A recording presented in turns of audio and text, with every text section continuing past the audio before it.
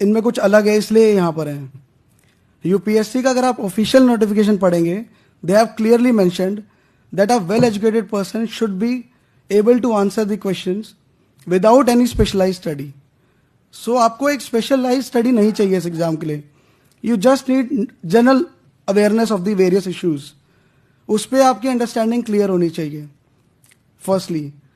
Then second part is you don't have to be किताबी कीड़ा कि दिन भर पढ़ रहे हैं। किसी आपके सीनियर ने कह दिया 12 घंटे पढ़ना है, सातों दिन पढ़ना है, नहीं तो नहीं होगा। आई बेट यू कि you can prove him wrong. जो मेरा नेचर है, एक कलीग ने भी बोला that he has got the habit of procrastination, delay करना कि यार आज नहीं पढ़ा, चलो कल कर लेंगे, कल नहीं परसों कर लेंगे। मेरे साथ क्या प्रॉब्लम है, मैं जैसे 3-4 घंटे पढ़ लेता हूँ तो उसके बाद ऐसा लगता है बहुत सारा पढ़ लिया, अब छोड़ो, बैठ जाओ आराम से, अब अगले दिन पढ़ेंगे। तो there is no one size fit all approach in UPSC.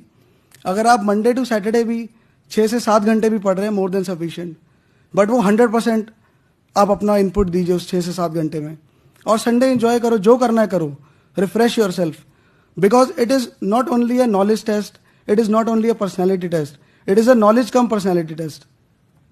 UPSC ने मेंशन किया है इंटरव्यू स्टेज में that it is a personality test, but what I personally believe कि प्रिलिमिनरी में भी वो आपकी पर्सनैलिटी चेक कर रहे हैं। इन व्हाट वे?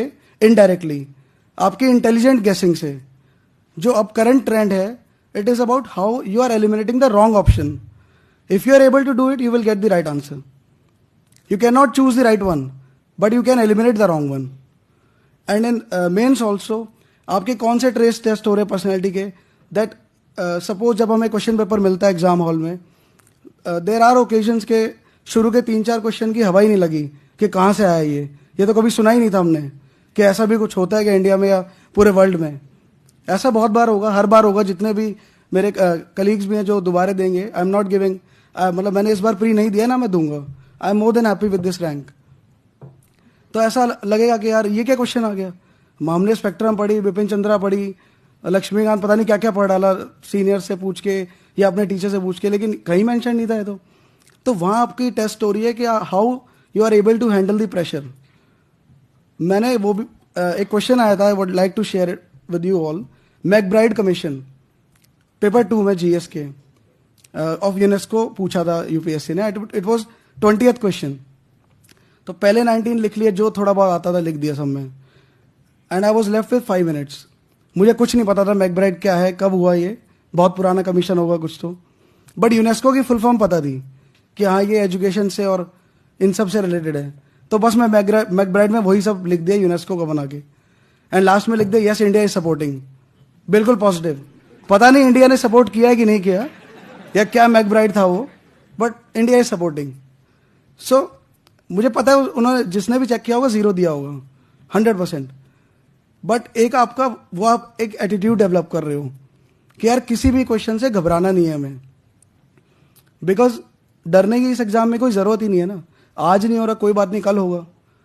इसमें बहुत टाइम ऐसा आएगा जब आपको लगेगा कि यार आई एम फ्रस्ट्रेटेड। मतलब मेरे कलीग्स जैसे वसंत और मैं एक ही बैच के हैं, 2007 बैच के हैं बीजे से। सो हमारे कलीग्स एमडी कर रहे हैं, मतलब रेजिडेंट है बीजे में, इंडिया में कहीं पे भी, 1-2 की हो भी गई है।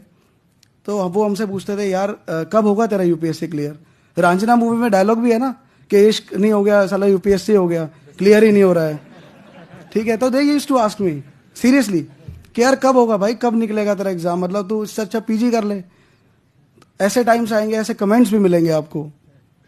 बट उस समय एक चीज याद रखना कि आपने अपने किसी भी फ्रेंड के लिए ये लाइन नहीं चुनी है, आपने अपने लिए लाइन चुनी है। ठीक है, व्हाट मैटर्स इज यू। और सपोर्ट सिस्टम की भी बात हुई आज यहाँ पे, वो बहुत इंपॉर्टेंट है। लेकिन मैं उसमें एक छोटी सी बात जोड़ना चाहूँगा। सबसे बड़ा सपोर्ट सिस्टम आपके पेरेंट्स हैं। जब वो आपके पीछे खड़े होकर कह देंगे ना कि बेटा बेटी हम तुम्हारे पीछे हैं, आप अपनी तरफ से बेस्ट करो, जो रिजल्ट आएगा देखी जाएगी, उस दिन आपको लगेगा कि हाँ हमने बहुत सही डिसीजन लिया है। बिकॉज जब आपके मन से डर खत्म हो जाएगा ना रिजल्ट को लेके, फिर आप अपना इस एग्जाम में बेस्ट शॉट देंगे, और जब आप बेस्ट शॉट दे देंगे फिर कोई नहीं रोक पाएगा। मतलब मैं ये चीज़ करता था कि रात को सोने से पहले I used to say to myself that I will clear this exam and nobody can stop me, trust me, ये इट वर्क्स लाइक वंडर्स। आपके अंदर इतनी पॉजिटिविटी भर देगा ना ये लाइन, जब आप ये खुद को बोलोगे, किसी और को नहीं बोलना चिल्ला के माइक पे कि लोग फिर बाद में मजे लें आपके कि यार ये क्या बोला था तुमने। ठीक है, खुद को बोलना है। और अगर जो अभी प्रिपरेशन नहीं कर रहे हैं तो एक बुक मैं सजेस्ट करूंगा, the power of your subconscious mind by doctor Joseph Murphy. It's really a very good book. आप उसको पढ़िएगा तो बहुत ज़्यादा आपको मोटिवेशन मिलेगी लाइफ में, हर एक चीज़ आपको बहुत आसान लगेगी।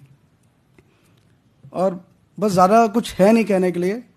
अतुल सर का मैं थैंक्स बोलना चाहूँगा दिल से कि इन्होंने मेरे को दिल्ली से इनवाइट किया यहाँ पे आने के लिए, और मैं स्पेशली सिर्फ इसी फंक्शन के लिए आया हूँ दिल्ली से, और कोई काम नहीं था मुझे यहाँ पर। So thank you all for इतना आपने पेशेंस रखा कि मैं लास्ट कैंडिडेट हूँ बोलने के लिए, बट फिर भी सुन रहे हैं आप लोग, सो नहीं रहे हैं। तो thank you so much, best of luck. एक सचिन बोलला त्यावरून मला 2-3 गोष्टी आठवल्या. म्हणजे फरक काय 193 326.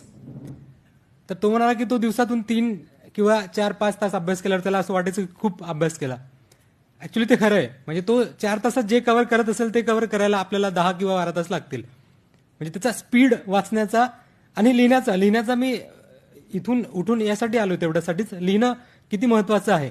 म्हणजे एकदा सर क्लासमध्ये एक काहीतरी सरांचं होतं की एक प्रश्न देणार आणि तुम्ही त्याच्यावर इंट्रोडक्शन लिहा, फक्त इंट्रोडक्शन लिहा. तर सरांनी एक काहीतरी प्रश्न दिला, मी घेतली इंट्रोडक्शन लिहायला.